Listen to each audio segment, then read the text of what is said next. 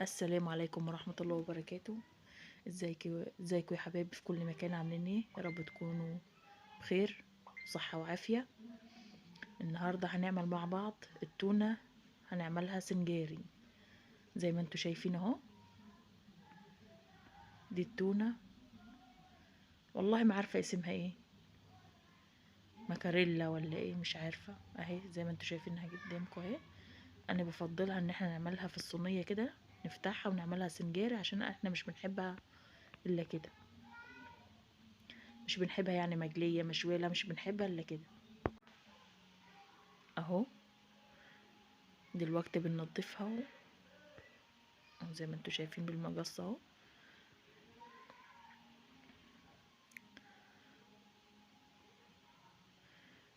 اهو بننضفها، هنخلصها كلها وبعدين هنفتحها اهو. زي ما انتوا شايفين انا فتحتها من الظهر، من ظهر السمكة مش من بطنها، من ظهرها. بروح فتحها كده نصين اهو زي ما انتوا شايفين، وننضفها كويس. طبعا كنت جايه لكم قبل كده الفرشة دي انا بسيبها لتنظيف السمك والتونة اهو. نفتحها كده زي ما انتوا شايفين عشان هنعملها سنجاري بقى في الصينية، بيبقى بقى طعمها تحفة، وجربوها مش هتندموا ان شاء الله. نتمنى بس تدعمونا، تحطوا لنا لايك وتعملنا اشتراك في القناة عشان تكبر. ان عجبكم الفيديو قولوا لنا في التعليقات انتوا بتعملوها ازاي اهي. هننضفها كويس كده زي ما انتوا شايفين اهو.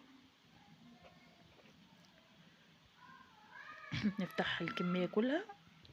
دلوقتي هنوصل عليها ليمون، ونحط عليها خل وليمون وملح ونسيبها شوية. يعني شوفوا بطنها، هي مش بتاكل الا الحاجة النظيفة على فكرة، هي تونة ممتازة. تونة اهي، مش بتاكل التونة الصغيرة، يعني مش بتاكل اي حاجة وهي طعمها تحفة. بس الاصلية منها طبعا، اصلها نوعين، في نوع اصلي منها وفي نوع مش اصلي وتبع البايع برضو اللي بيبيع، هو وضميره، هو شكله كده ضحك علينا وادانا اللي مش اصلية زي ما انتوا شايفين معانا اهو. عشان هي شكلها يعني مش اصلية، وهو حلفنا ان هي اصلية وطلعت مش اصلية. بس برضو مش هنغلب فيها، وهنعملها زي ما انتوا شايفين كويس اهو. هنعمل البصلة، هنشوحها كده ونحط عليها قرنين فلفل، ويا ريتهم كانوا شطة كان يبقى احسن، بس مش كان عندي للاسف اهو. قطعنا الطماطم قطع صغيرة، مش نفرمها نخرطها كده قطع صغيرة ونحطها عليها، نسيبهم ما يتبالوا خالص في بعض. ديت معلقة كزبرة ناشفة ومعلقة كمون هنحط عليها اهو، وشوية الملح وخلاص. ونسيت اقولكم ان انا حطيت معلقة خل، معلقة خل. اللي مش عنده خل يعصر عليها نص ليمونة اهي. دبلت خالص. انا بفضل ان انا ادبلها الاول، مش بحب احط الحاجات دي. في ناس بتعملها سنجاري في الفرن بتحط الحاجات اللي انا حاططها دي كلها نية عليها.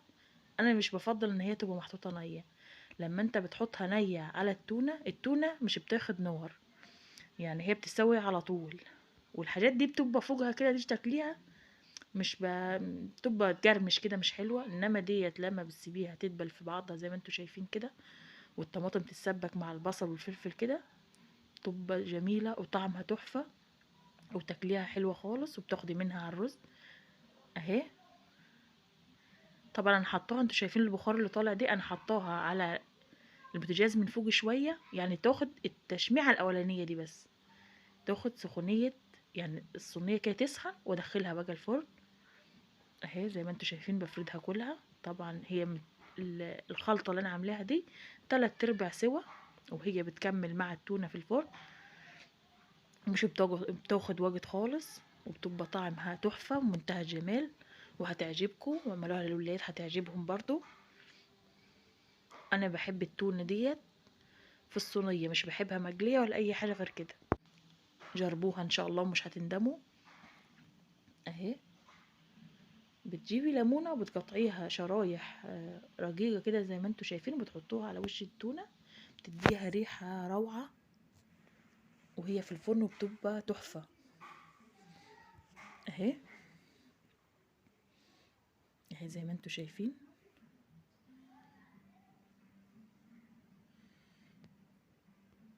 اهي برش بس يعني عليها شوية زيت بسيطة كده على الحراف وعليها من الوش، مش كتير. دخلناها الفرن دلوقتي. ودلوقتي هنعمل الرز اللي انا بعمله ده، دي حباية وحباية يعني. خدنا شوية كده من الرز، غسلناه غسلة حلوة، وخدنا شوية حطينا الزيت وحطينا منجدع، حطينا عليه صبطة كده بين ايدينا، في دي هنحمرها ونحط عليها رز. يعني مش هنعمل رز بشعرية، لا هنعمل رز برز، اسمه كده حباية وحباية. كان تحفة وجميل خالص، جربوه مش هتندموا. اهو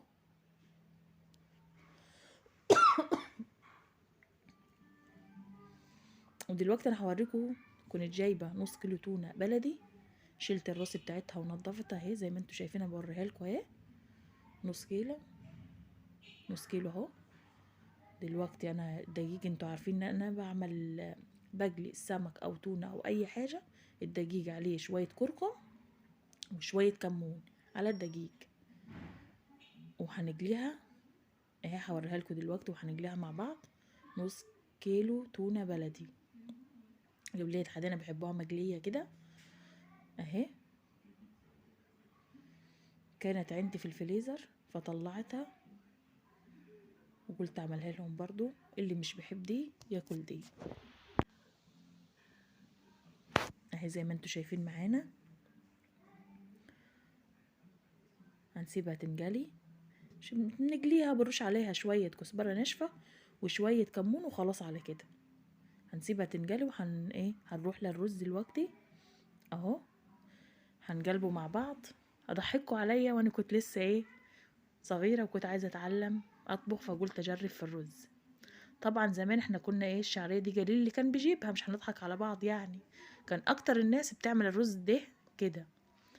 فانا حبيت افرح امي وقلت اعمل لها شويه رز. عملت حطيت الزيت، جيت غسلت الرز وحطيت شويه كده فمسكوا في بعض.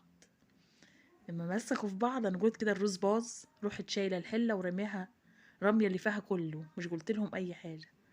وبعدها شفت ام وهي بتعمله، فهي اول ما بتحطه بيمسك في بعض عشان هو مغسول، فبيمسك في بعضه في الاول كده.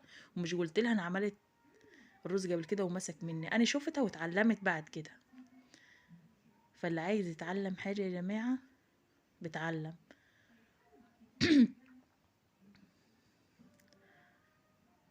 اهو زي ما انتوا شايفين معانا. والرز دي بيبقى طعمه تحفه والله والله. فهو في الاول بيمسك في بعضه كده، وانت بالمعلقه زي ما انت شايفه كده وتفكيه من بعضه، وبيبقى جميل طعمه خرافه. وزمان كان الكل بيعملوا كده، قليل اللي كان بيعمل بالشعريه. بس انا بحب الرز مع التونه اللي في الصينيه دي اهو. حطينا الملح وهنقلبه برضو زي ما انا كنت قايله لكم، لازم الرز نقلبه كويس قبل ما نحط عليه الميه. التجليبه ديت وياخد سخونيه الحله كده زي ما انتوا شايفين، بيبقى الرز مفلفل وجميل. لازم نقلبه حلو كده اهو. هنحط عليه الميه السخنه زي ما انا قلت لكم قبل كده، مش نحط للرز ميه بارده. الميه ما بتكون سخنه نسخنها في الكاتل وناخد منها الرز بيستوي على طول، بتبقى حبايته مفلفله وتحفه اهو. زي ما انتوا شايفين معانا اهو، زي ما انتوا شايفين معانا احنا بنطلع التونه اهو، انجلت وبنطلعها اهو. مش هنعمل فيها اي حاجه الا هنرش عليها شويه كزبره ناشفه وشويه كمون بس. والرز دلوقتي الشرب اهو، هنقلبه مع بعض اهو. اللهم صل على النبي. بصوا يا جماعه، جميل جميل جميل. وكان والله حبايه بحبايتها، الجعد بتاعه كان مظبوط والميه بتاعته مظبوطه اهو. ولونه تحفه قدامكم اهو.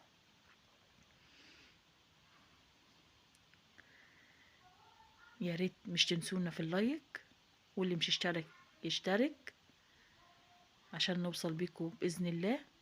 اهي التونة اهي خلصت. طبعا الصينية هطلعها من الفرن دلوقتي اهي. اهو اللهم صل على النبي، كانت تحفة. دي التونة عملناها سنجاري اهو، والرز استوى ما شاء الله اهو. والتونة دلوقتي هنحطها في الاطباق، هنغرف الرز والحاجات اهي اهو. ايه رأيكم؟ يا رب تكتبوا لنا رأيكم في التعليقات وتقولوا لنا ايه رأيكم في الأكلة دي، وبتعملوها كده ولا ايه؟ وبألف صحة وهنا على قلبكم. اهو انا دلوقتي بوريكم، شفتوا الرز حباية بحبايتها. يا رب نكون عجبناكم، مش تنسونا في الاشتراك، وجعلوا بألف هنا وشفا على قلبكم. اهو انا بوريكم التونة اهو. يلا مع ألف سلامة.